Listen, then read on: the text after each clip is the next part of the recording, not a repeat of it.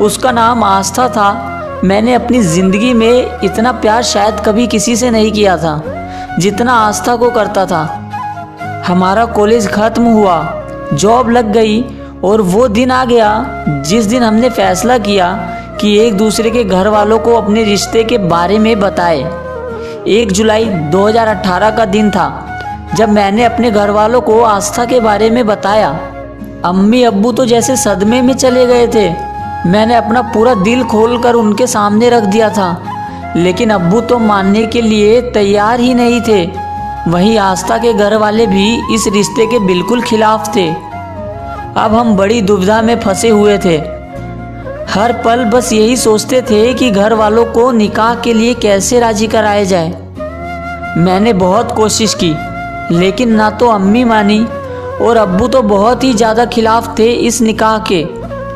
हार कर मैंने आस्था को घर छोड़कर शादी करने के लिए कहा, लेकिन एक लड़की के लिए बहुत मुश्किल होता है और मैं उसकी बात समझता था। इसलिए मैंने और आस्था ने मिलकर ये फैसला किया, हम दोनों अपने घर वालों की खुशी के लिए अलग हो जाएंगे और हमने ये वादा किया कि अब एक दूसरे से कभी नहीं मिलेंगे। हालांकि मुझे आस्था से दूर हुए अभी 2 ही दिन हुए थे। मेरा दिल बहुत मचल रहा था। वो कहते हैं ना, जिसके साथ अपनी पूरी ज़िंदगी बिताने का फैसला किया हो उसे भूलना इतना आसान नहीं होता साहब। बस आस्था की बातें, उसका चेहरा, उसकी मुस्कुराहट हर समय मुझे याद आती थी। लेकिन करता भी क्या, माँ बाप की इज्जत और उनकी जिद के आगे मैं हार चुका था। लेकिन 10 दिनों के बाद मुझसे रहा ना गया और मैंने आस्था की बेस्ट फ्रेंड वैशाली को फ़ोन करके आस्था का हाल चाल पूछने की सोची। मुझे क्या पता था कि वो पल मेरी ज़िंदगी में कयामत बनकर आने वाला है। मैंने वैशाली को फ़ोन किया और कहा, वैशाली, आस्था। मेरा इतना ही कहना था कि वैशाली ने कहा, आस्था अब इस दुनिया में नहीं रही। आज शाम को उसका अंतिम संस्कार है। आखिरी बार उसे देखने ज़रूर आना।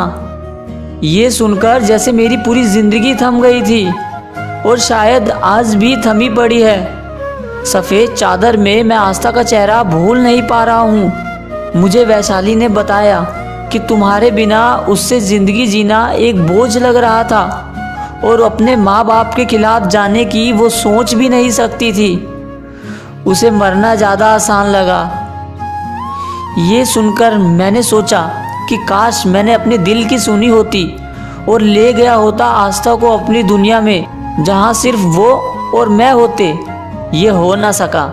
आस्था की याद में मैं सिर्फ इतना कहूँगा, बहुत उदास है कोई तेरे जाने से, हो सके तो लौट आओ किसी बहाने से।